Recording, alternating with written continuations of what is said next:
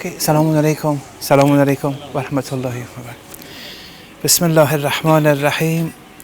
Alhamdulillah Rabbil Alameen. Wa sallallahu ala Muhammad wa alihi at-tahirin. Allahumma salli ala Muhammad wa ala Muhammad. So, what we discussed in the last session was that the reality of the station of prophethood is it's manifesting Allah's attributes. Now, if someone says, well, how can we tell or learn what those attributes are and how to enforce them in ourselves? There's a book Allama Tabatabai has compiled. It's a compilation of ahadith of the Holy Messenger.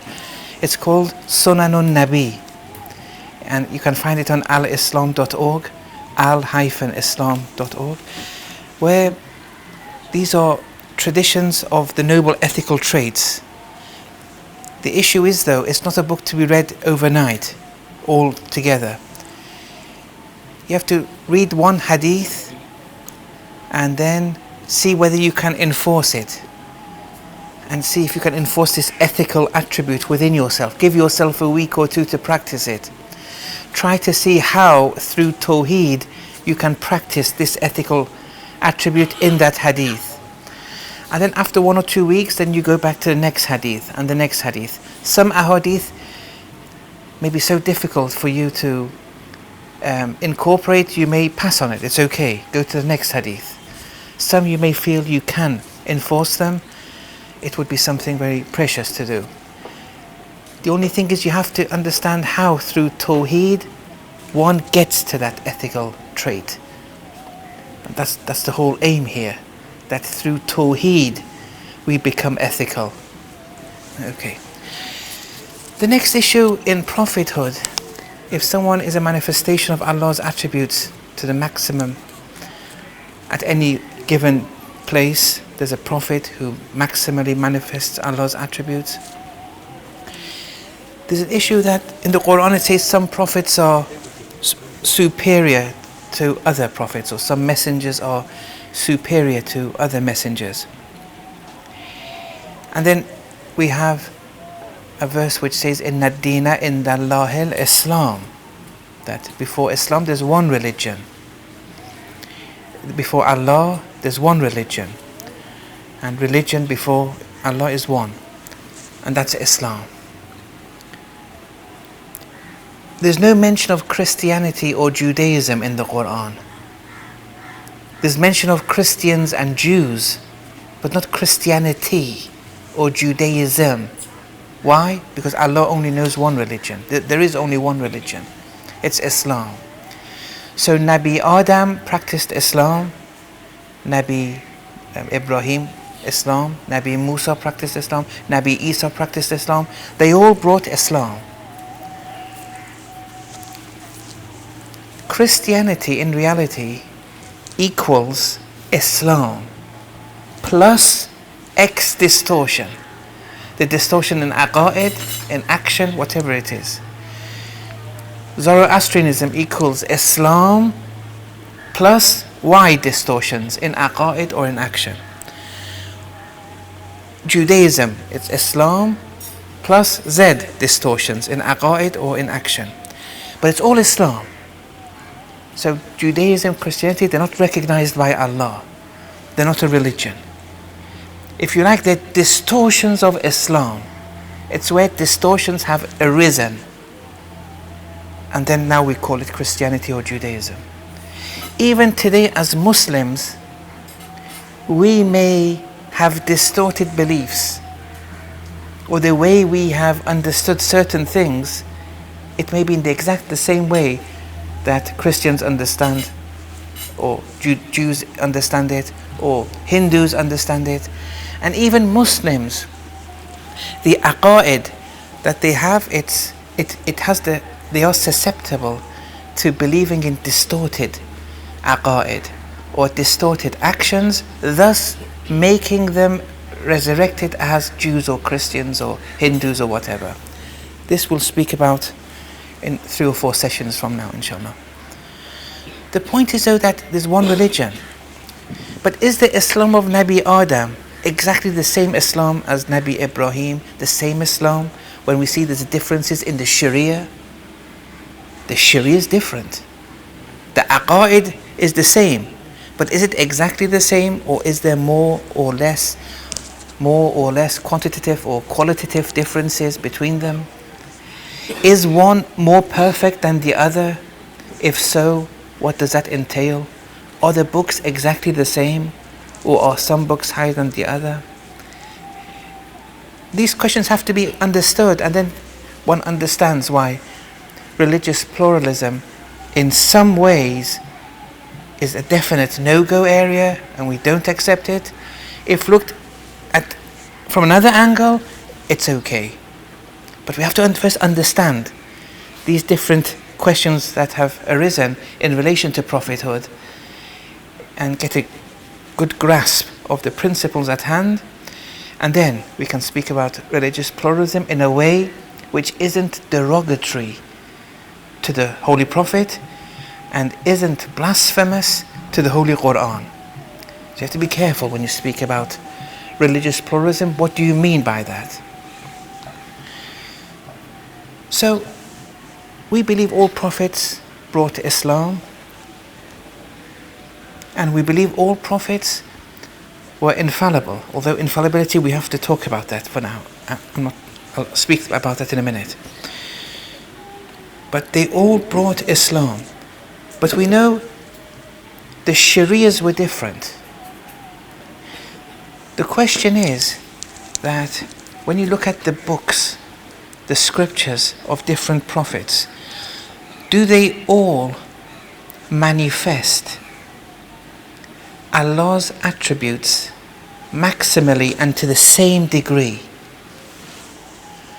or not?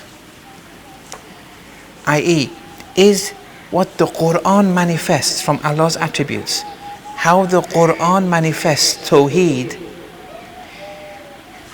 is that same degree of Tawheed manifested in previous books or not? And here there's a question that arises, that is there a relationship between the book revealed and the prophet who has revealed the book? Because we said there's a synchronicity between the Holy Prophet and the Quran, because they both are maximum manifestations of Allah's attributes. And we said there's no religion after Islam, because Tawheed, absolute perfection, cannot be manifested more than it's in the Quran or by a human being. If someone was to find that, they would have the right to go and, say this is my religion, he's my prophet. If it's substantiated before, you can't do anything about it. If it's rationally substantiated, he believes absolute perfection is more there. He believes Tawheed is more there. He shouldn't come to that conclusion. But if he does, what can you do? You can't force someone to go against their aql. You can guide them, but at the end, all prophets were manifestations of Allah's attributes. But were some manifesting Allah's attributes more than others? The Quran says some messengers are superior than others. So there does seem, although they're all infallible, it does seem that the degree of infallibility does vary. Infallibility doesn't mean sinlessness. That's a consequence of infallibility. It's a result of infallibility. Infallibility is an angelic index. الذين قالوا ربنا الله ثم استقاموا تتنزل عليهم الملائكة. Those who say that our Lord is Allah, aqaid, Tawheed, it has degrees. And then act steadfast upon it, action has degrees. The more the better. Those who do that, angels will descend upon them. Look, infallibility is an angelic index of angelic guidance. That's why they are unschooled. They don't need teachers. Prophets don't need to read books. That's why in stories of the prophets, you see, when they were 2, 3, 4 years old, they wouldn't do things which are not befitting. which other children would be normal for other children, but they wouldn't do it. Why? Because the angel would guide them not to do it. This angelic index they were born with. Now I'll come to that in a minute. What does it mean to be born ma'soom? What does it mean to be born infallible? What does it mean to be born with this angelic intermediary? What did they do? What did their ancestors do? What did the parents do? We'll come to that in a minute. But going back to the issue, so without a doubt, when you look at the different books, you see Tawheed manifests differently. When you look at the different prophets, you see the attributes of Allah manifest differently. Some manifest Allah's attributes more than others, other than other prophets. So there is a difference. Although they're all infallible, and we have to now understand why do they have to be infallible, but some are more infallible than others, and they manifest Allah's attributes more.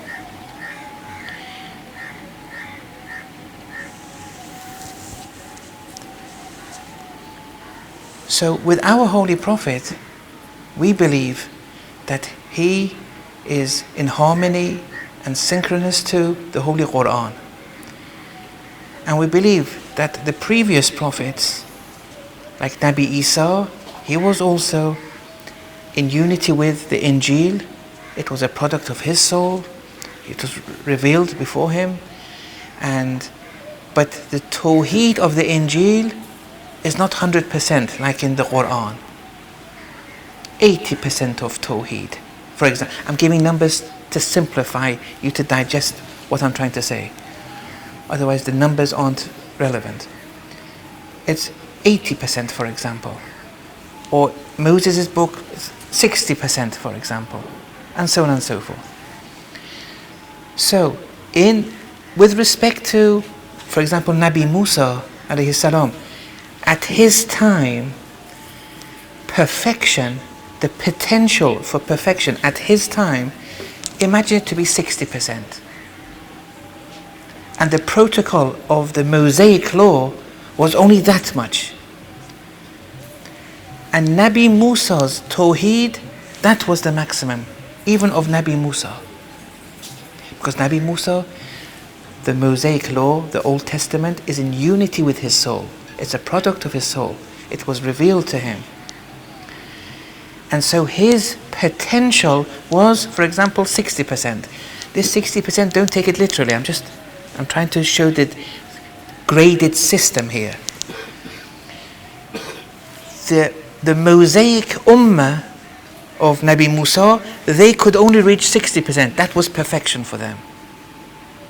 For Nabi Isa, it was 80%. The Ummah of Nabi Isa, if they acted according to his protocols perfectly, they would reach 80% of what the Quran is offering. With the Quran, Tawheed is manifested 100%. Perfection is manifested 100%. And we have that potential. All books after the Quran, just compare it. There's nothing new. So here we see that they're all Islam, but the degree of salvation does vary. In Nabi Musa's time, he was the ultimate ma'soom, but how much perfection, Quranic perfection, you could acquire, it wasn't 100%.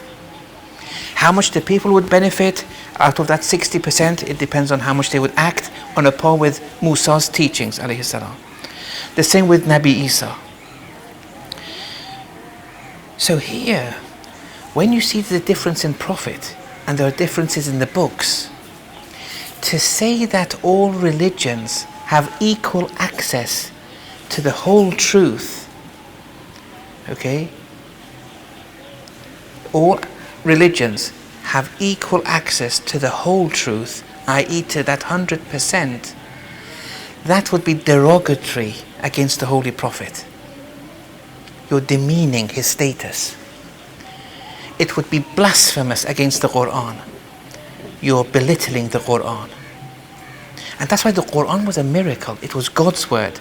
The previous books weren't God's word. they were like Hadith Qudsi, where they were inspired, but they used their own words in the Old Testament and the Injil and so on and so forth. Anyway, this was God's word. And it's stood the test of time.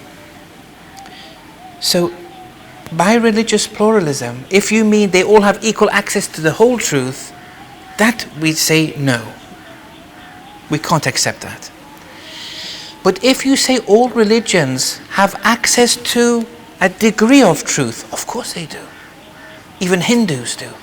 Even man-made religions do. Even the kuffar can have a degree of salvation. That's open, and we'll speak about that maybe tonight. The issue is that, remember with the Nabi Musa's book, if the potential was 60%, someone, if they acted upon it, 50% would be of a higher status than someone of the Muhammadan Ummah who would act out of that 100%, only 20%. You see? It all depends. The mizan is Allah's attributes. The balance, the criterion is how much of Allah's attributes you've incorporated. So, even though the Old Testament is distorted, so that original 60% is now, let's say, 30%, because it's distorted. But they act upon it 20% of that 30%. It's more than a Muslim who only acts 10% or 5% out of that 100%. So, a Jew, a Christian, they have a share of salvation if they do good deeds, if they believe in Allah, which they do. Even though it's in a distorted way, it affects their salvation. But they have a degree of belief and they do good actions, and therefore they're, in the Quran it says, if you do good actions, believe in the last day, believe in Allah, here you're going to have nothing to worry about. Now this having nothing to worry about, nothing to grieve about, having a share of heaven, it has degrees. It has degrees. But they will have a share. Just because they were a Christian or a Jew, it doesn't mean they're all going to hell. That's a wrong notion which has arisen from a complacent mentality. And it shouldn't come from scholars, because we have a hadith. If they've studied it, it's very clear. We don't believe it's either Muhammad's way, sallallahu alaihi wasallam, or nothing. We don't believe that. You sometimes see the evangelists say it's either the way of Jesus or nothing. Not all Christians, but evangelists, they use it. It's either the way of Jesus or nothing. We don't believe that. We all have a share. But salvation, the perfection of salvation, the perfection, not only a share, but the perfection of salvation, it's only in the Quranic model. Tawheed,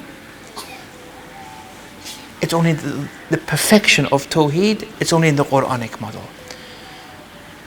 That's the perfection of salvation. It's confined to the Muhammadan Ummah. But a share of salvation, it's open to all, and they may acquire more of a share than Muslims who don't act upon the Quran or abuse it or have a very small share of it. So no one should think that being given a label as Muslim, it's game over and we're relaxed in heaven. You shouldn't think in those terms. These are labels. The criterion is how much of the divine attributes of perfection did you incorporate, did you manifest. That is the criterion. Okay, so that's in relation to religious pluralism. So if religious pluralism means all religions have a share, some more than others, no problem. If it means they all have an equal share to the whole truth, that would be very problematic. So one sees that in relation to absolute perfection, there was an evolution of Sharias. It would evolve, people would evolve, everything, until it came to the Muhammadan Ummah, where there the absolute protocol was given in the form of the Quran. We see that evolution of things. And then after that, we can we can objectively rationalize this by seeing all the other books which came after the Quran, how much Tawheed has been added. You can't. The way the Quran, Sahifa Sajjadiyya, Nahjul Balagha, the Ahadith, the way they've described Tawheed, no one has added to it. We've had many false imposters who have brought religions. The Qadianis, the Baha'is. The 19th century was a heyday. They kept on inventing all these religions. But see the Tawheed there. Has anything been added? So why do they call these people prophets? You see? Okay. The next point is that prophets were infallible. And we discussed what infallible means. It's an angelic index. Angelic index is an index of purity. The more pure you are, it manifests as angels coming to you. We've all seen angels, but maybe we weren't aware of them. We've all heard noises of angels, sounds from angels, but we weren't aware they were angels. For example, you were sleeping, someone knocked on the door. You woke up, there was no one though. No one knocked, there was no one there. Or people who were sleeping with you, they didn't hear anything. But you woke up and you saw it was Salat time. Look, it's an angelic intermediary here. Or sometimes in the form of a scholar coming and guiding you. All these are angelic guidance. But it's an index of purity, angels are. The Holy Prophet was born Ma'soom. All prophets were born Ma'soom, were born infallible. How? Because of their ancestors' efforts. A pure mother, a pure father who conceive purely, with pure thoughts, with pure money, with pure food, this will lead to a pure child. You see, we believe in spiritual genetics. Look, you imagine a mother and father, God forbid they drink alcohol. What's the effect there? The child will be born with a physical deformity, with congenital deformity, for example. That was a result of medically eating something which is harmful. Now, it may be alcohol, it may be smoking or whatever. So look, actions have an effect, but that's a physical effect. In medicine, they've proven that mothers who in the period of gestation are in a very calm area compared to mothers who undergo gestation in a very hectic, polluted area with sound pollution, the child is more calm and tranquil when after being birthed. So this is a psychological thing. It has an effect. Now, we go one step beyond that in the metaphysical realm and say pure thoughts, pure actions of the parents, of the grandparents, all this is passed on. And the child is born without any baggage. Usually if the parents are sinners or they do certain things, the child is born with some baggage, with some spiritual baggage. And the philosophy of, for example, doing the aqiq, the slaughtering of the sheep, the shaving of the head, circumcision, all these are to alleviate that spiritual baggage which has been incorporated. It purifies, these things purify the child. That's why we have them. Because we're not ma'soom. But the ma'soom who is born, you suddenly see the historical reports, they say that they were all born circumcised. Look. Why? For us who came from mothers and fathers who were impure to some degree, we're born uncircumcised. It says circumcise yourself. I mean, not yourself, but you have after the first week. Yes. And those other actions too, it's all to remove, to erase that spiritual baggage. But with the Ma'sumin, with the prophets, their parents, their grandparents, and so on and so forth, they were raised with pure thoughts, pure food, pure everything. 9 months of gestation, the mother, pure thoughts. You look at the lives of the mothers of the Imams. Yes, most of the latter half of them, yes, they were black slave women who they bought, educated. The Iman was very strong, very pure women.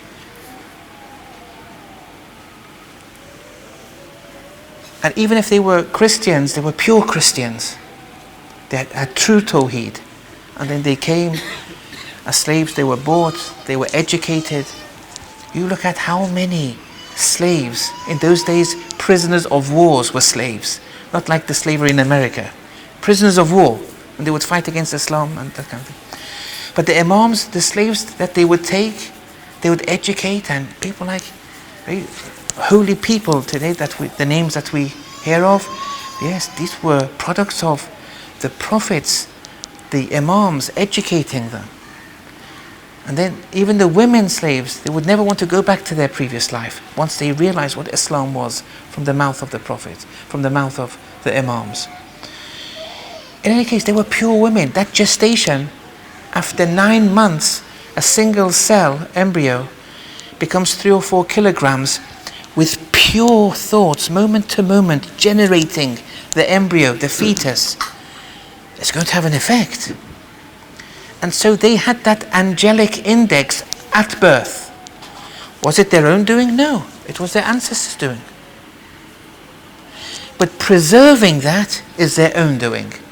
And preserving infallibility is more difficult. It's very difficult. You know, sometimes you see someone converting to Islam at 20 years of age. They convert to Islam. They were a Christian, for example. This Christian, how come they converted into Islam? They've only been living for 20 years. You can't just convert into a totally different, mindset. It shows that their parents, their grandparents, the good deeds they did, the good actions they did, the good beliefs they did, the good ethics they had, passed on. And they had this many descendants down, they had received a lot of good baggage. They just made the final click and became Muslim. But since it was a result of their ancestors too, when they become a Muslim, all their ancestors who had a role, it would be a day of jubilation. They would too become Muslim. Their barzakh would now be in a better position. It's very difficult converting. It's not simple. We take it for granted. And that's why our duty is more and will be judged much more severely. And however, there are some sins that are so bad that it has a very bad effect. It's not only a bit of spiritual baggage, there is a significant damage done to the child. Is it fair? No. But whose fault is it? The ancestors, the parents. One is being born out of wedlock. It has the potential is very significant.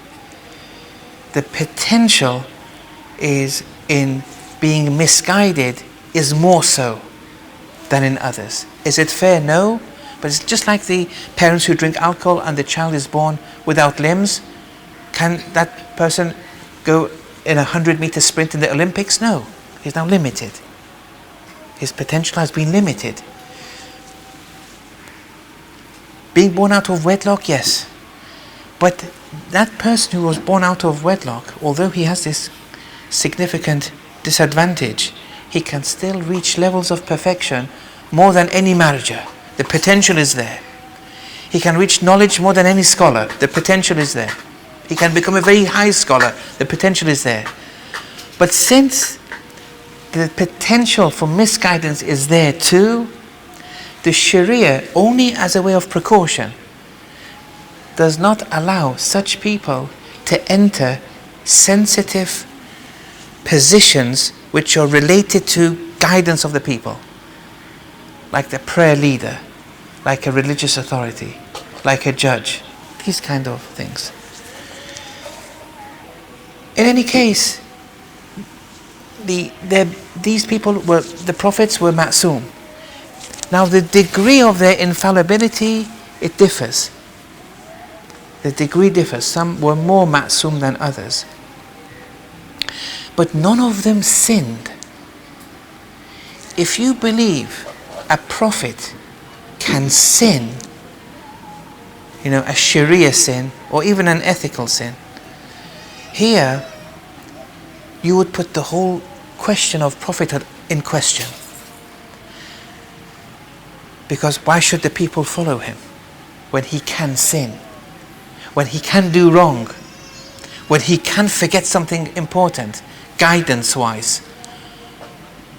Is this on a par with Allah's wisdom? Can you anticipate absolute perfection, Allah subhanahu wa ta'ala? To bring a prophet who can sin, what's going to happen to guidance of the people then? Rationality can't accept this notion. And if we do accept it, why we accept it, there's a rationale behind it. I'll explain that in a minute. Although I don't want your minds to go to different scholars who may have these opinions. You just try to understand. I'm teaching aqa'id here. Don't judge people or say, oh, that person believes that prophet sin. You just try to understand what I'm trying to say. Then sometimes they say, no, prophets can't sin, but they can abandon the first option, the best action, and do the second best thing. Now it's a bit more popular. Some people may say this tarka awla, that they don't sin, but they may do the second best action. Here too, we have to see if our rationality accepts that or not. The Urafa don't accept it. They say if you were to accept that a prophet may do the second best action, not the best action, then what's there for the people of that time, of the time of that specific prophet? They can say to the prophet, well, thank you for that guidance, but this is better. That's second best. This may be better. When you open the gates, it'll be abused. And therefore, it's not on a par with Allah's absolute wisdom again, to allow a prophet to do the second best thing. You see? What happens is, there are many stories in the Quran which these stories didn't happen in the physical realm. We take them to have happened in the physical realm and teach our children this, and then they understand it as the prophet sinning or doing the second best thing. But there is one thing which has to be borne in mind. When Prophet Yunus, for example, alayhi salam, he guided the people didn't accept, he left the people. That was his duty. That was the best thing a human being could do at that time. Look, when we look at it in retrospect, we're comparing him to the Prophet. That's a different story. At that time, perfection, maximal perfection. At that time, he did everything perfectly. Here, when you compare, in the Quran says to the Prophet, don't be like Prophet Yunus. That means because with the Holy Prophet, even when the people wouldn't accept, he was ordered to stay with them. That's of a higher nature. What Yunus did was the best action for the people of his time. That was perfection. That's 60%, for example. But when you compare that action at the time of the Prophet, yes, that would be manifesting Allah's attributes lesser compared to the Prophet, but compared to himself in his own time, that was the best action to do. And then Allah made him go into the whale to reach a higher level of infallibility. It's okay. But he did There was no any human being there. No one had the capacity to bear the people then. Leaving the people was totally normal and the best possible action at that time. Compared to the Prophet, yes, it was weaker. But at that time, it was perfection in itself. So, tarka awla, abandoning the best possible action, tarka awla, attributing it to a Prophet in his own time, that we can't accept. But when you compare it to a later Prophet, yes, it's possible. It can be, it's a weaker manifestation of Allah's attributes. How much of Allah's attributes you can manifest in a given period, in a given time, it depends. It keeps on getting more and more with the prophets. Yunus, who was the perfect human being at his time, manifested Allah's attributes maximally on a par with his time. And what he did was the best possible action. He did nothing wrong.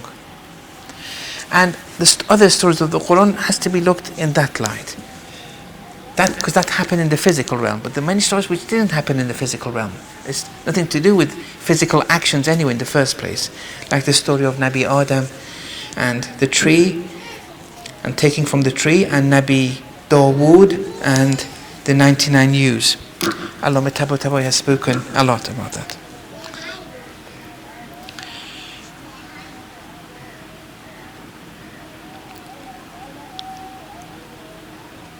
Yes. Okay, so I think that's what I wanted. These were the main points I wanted to mention. So they're infallible. A result of infallibility is that they don't sin. And when you compare them though to later prophets, yes, one is manifesting Allah's attributes more than the other. That's okay. But you can't attribute the sin or tarka awla to a given prophet at that time. That would go against Allah's wisdom. But when you compare it to later prophets, that's okay. Because we believe in an evolution in the manifestation of Allah's prophets by the different over time. Okay. Wa sallallahu ala Muhammad wa ala tahirin. Allahumma salli ala Muhammad wa ala Muhammad.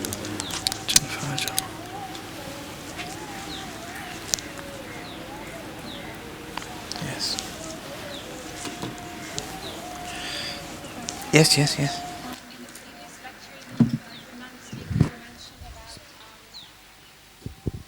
You mentioned about like Prophet Adam or the earlier prophets being able to receive guidance from the future prophets through vision. So in the case of Tarki Awla, before doing it, before choosing the second best option, if they asked Allah for guidance and then received guidance from the future prophets, wouldn't that work? Or wouldn't that be a possibility? Yes, so the way you phrased the question is a bit problematic. You said, before doing the second best action, so they know it's the second best. They only do the best action. This guidance they get from Allah in the apparitional form, the vision, having the vision, is Allah guiding them. When you're ma'soom, you have that guidance. It can be through angels, it can be through visions of the prophets, not the prophets themselves. Visions of the imams. Those imams, how they looked, a vision of how they looked, appeared before Prophet Adam. But that vision was a manifestation of Allah's attributes appearing in a semi-immaterial realm. For example, when you dream and Allah wants to guide you in this dream, He may do it in the form of, let's say, Ayatollah Bahjat, Rahmatullah alayh, Imam Khomeini, Rahmatullah alayh. Okay? Not that Ayatollah Bahjat is giving you this advice. It's Allah who is giving it in His form. Now here, when Allah is guiding through His attribute, He's guiding someone through dreams or through visions, He does it in that form. And that's what ma'soom means. You have that angelic guidance. You're being guided by Allah. You don't need to read a book. You don't need a teacher. You're being guided. That's why it's inconceivable for them to do a sin. It's inconceivable for them, according to the Urafa, to even do the second best action. All all the gates, the floodgates would open if you say that. Yes. Yes, yes.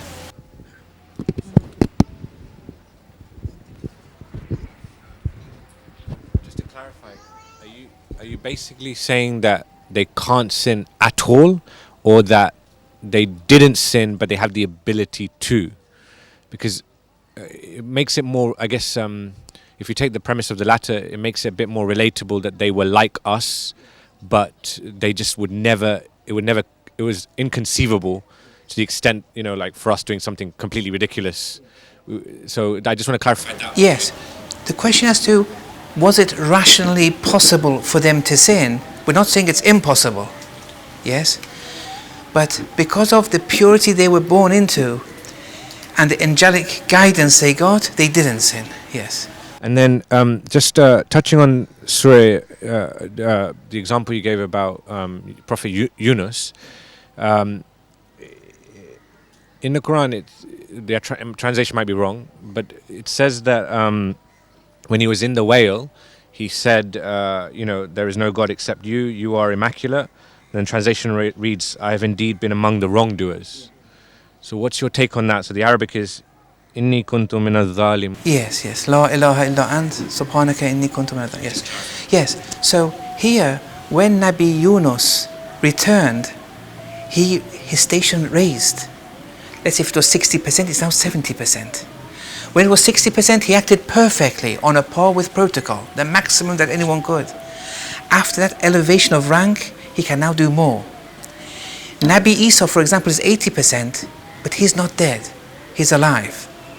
When he returns with the Muhammadan Ummah, he will act 100%. Yes. We have one or two prophets like that, Idris and Elias. Yes. So he was one prophet, he went into occultation, then he came with another name. Sheikh, I have a question. How, a lot of people, they have a problem with taking a masoom as a role model, because they are somehow exclusive in their, as you said, in their spiritual baggage, there's none. They have a step forward. So how does the average person take them as a role model? Yes. Well, first of all, we can also become ma'soom. As I said, infallibility is graded. It has a minimum, it has a maximum. The minimum is to be one of the mukhlasin. That's the minimum to ismat, where you've slaughtered the ego. So as a role model, that much, when we know we can become ma'soom, albeit temporarily, momentarily, for more or less periods, that's a good. We can make an effort.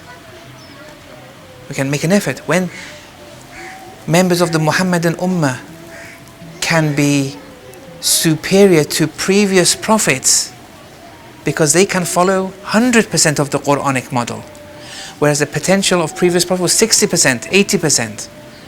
All this is something which is open invitation. We have that potential, so we have to make an effort. Yes.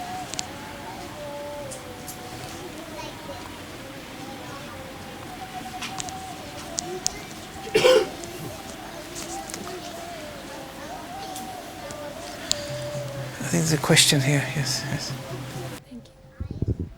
Assalamu alaikum, Sheikh. Sheikh, I wanted to ask you about Tarke-Ola and the infallibility.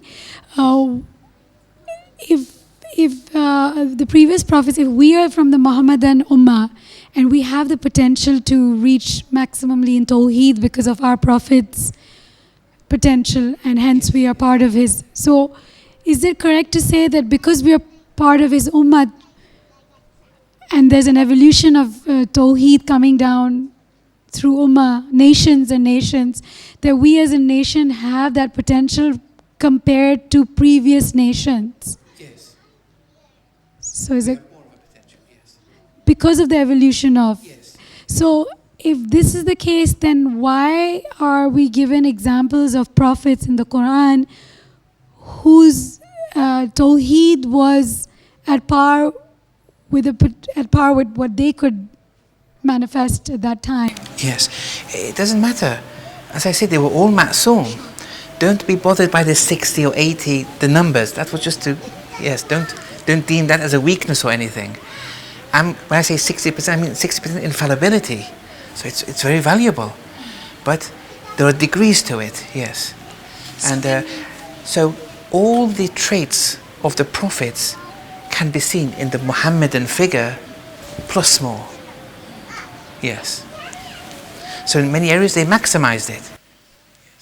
So then the story of Hazrat Ibrahim and the 4 birds and the protocol that we get from there, and that's why Allah subhanahu wa ta'ala gave us that example, so that it will be beneficial for the Prophet's ummah, which is us. Yes. So not that Nabi Ibrahim didn't have tranquility of the heart. He was a prophet. And we see this in many verses of the Holy Quran, that Allah says to the Prophet, if only you could see what's happening to the kuffar when they're dying and being slapped by the angels from behind and from the front. The Prophet had seen all that. But the Prophet is an intermediary between Allah and the people.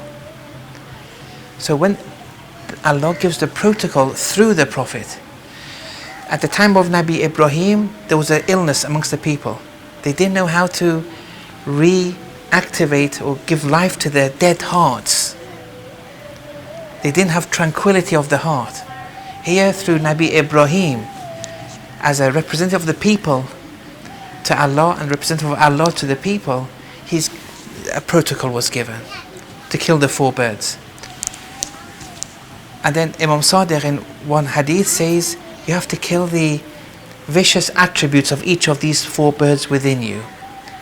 Not that the physical story didn't happen, but you have to explain the physical story, although Imam Khomeini says this wasn't a physical story. But if you explain the physical story in a manner which the same birds came back to life, that would be reincarnation. And Imam, he says this. At least say another 4 birds came. But he says this was in a realm of apparitions, this whole story.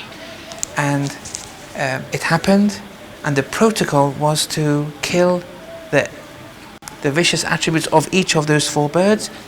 Your heart will be granted life. The tranquility of the heart would be attained to. So how can we decipher between the different stories of the prophets, examples of the prophets in the Quran, that is this a protocol, or is it like Hazrat Yunus being... Yes, they're all protocols, all of them. They all have the instructions. The Yunusi example is saying La ilaha illa ant subhanaka, to get a rise in your spirituality, because he got a rise in his after being in the whale. But the issue is, if there are angels involved in the story, it's not in the physical realm. If it can happen in the physical realm, we say it's in the physical realm. If it's impossible for it to happen in the physical realm, we go into the realm of apparitions, yes. And wherever there's talk of angels, angels aren't physical entities. So it would be, that story would be pertaining to another realm, a metaphysical realm. Yeah. I'm going to say, and you can say that this is what you're saying, or is it different? That based on the level at the time of the Prophet, let's say for example, Prophet Adam, his limited capacity of his manifestation of Allah, quote. Yes, his limited infallibility. Yes, of infallibility. He chose the decision maximum decision as he could. But in essence, afterward, he gained his marifat, or if you could say, he gained a higher realm. He came to realize that there was a better choice that he could have made afterward, and therefore he did istighfar. Yes, with Nabi Yunus you could say that because it happened in the physical realm. But with Nabi Adam, the story of the tree, that didn't happen in the physical realm, so that doesn't apply. That was a vision he had. Yes, visions are a way of Allah communicating, telling them what to do. Not that he committed any form of sin. It was a vision. like in a dream, yes. But he was awake. But with other prophets, they did the best action of that they could. And no other person in that ummah could have done anything better. That's okay. But in its true sense, it had actually a better alternative, not at that time. When you compare them to a later prophet, like the prophet, our holy prophet, then when you compare, you say, well, this was better. But at that time, no one could do anything better because he had limited infallibility. Yes.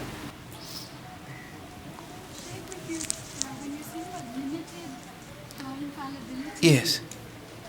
I mean, the degree is less. Infallibility has degrees. In comparison to our prophet, or in comparison Yes, no, in comparison to our prophet or higher prophets, because prophets are higher, some are higher than others. It's in the Quran, yes. Allah has bestowed superiority over some over others, yes.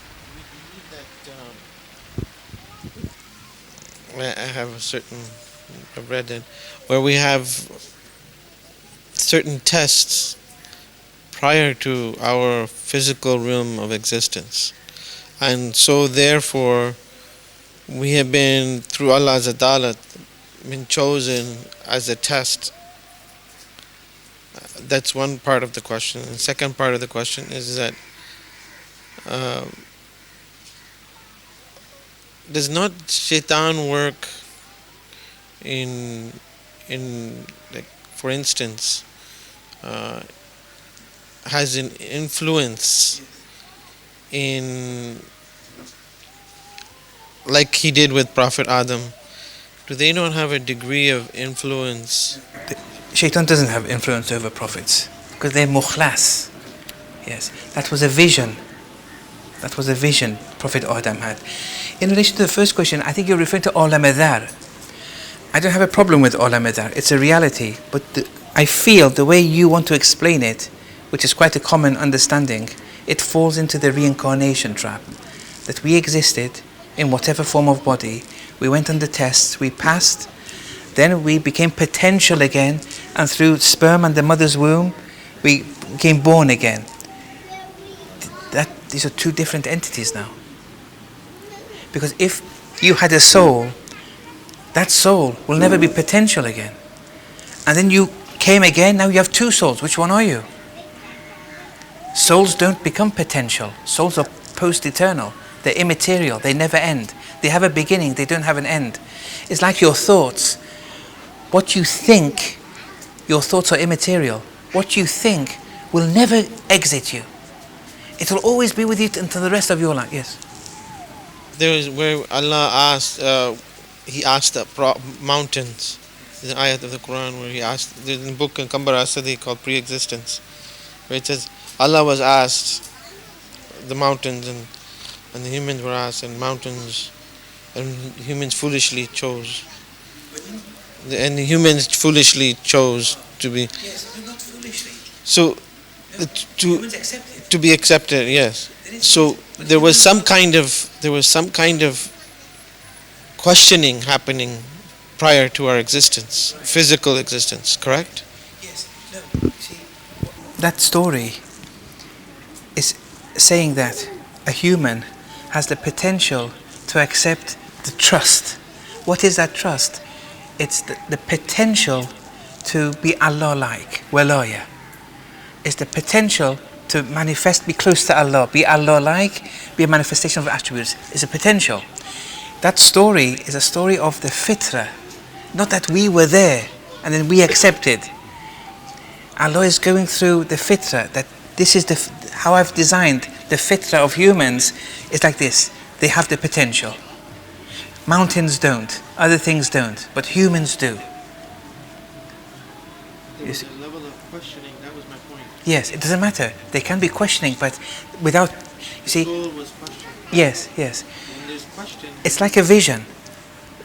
For example, when Nabi Adam saw the Imams, the souls of the Imams weren't there. He had a vision of the Imams. The souls weren't there yet of the Imams. They weren't even born. But he had a vision of the Imams. Well, you can have visions, and the visions are pictures and all sorts of things. There can be souls in your visions, or speaking in your visions, tests in your vision. But all that It's like this. An architect has abstract knowledge of architecture. Then he has mental pictures of the house. There's no house yet, but there are mental pictures of the house. Eventually he draws and he builds the house. This alam adar, and what you're referring to, the humans accepting, it's all in the mental stage of the architect. Allah's knowledge is totally abstract. It descends to a semi-immaterial reality, which is alam adar, and then it comes into our creation. Because Allah knew everything was going to happen. But from that absolute knowledge of His, it comes into steps. Let's say the architect knew a house is going to be built. He has absolute immaterial knowledge of architecture, that's step 1. Mental pictures of the house, that's step 2. On a piece of paper, step 3. Then people building it in the physical world. These are all realms of existences. Alam Adar is highlighting one of those realms of existence. How the fitra was built. How the mental picture of the house was in the mind of the architect. How everything which is going to happen in the physical world was in Allah's knowledge. Not that we were there, we were tested as we are now. As I say, Alam Adar is a reality, but you have to make sure how you interpret it, because you may be resurrected, God forbid, as a reincarnationist and say, why am I with the Hindus here? So, next realm we're situated.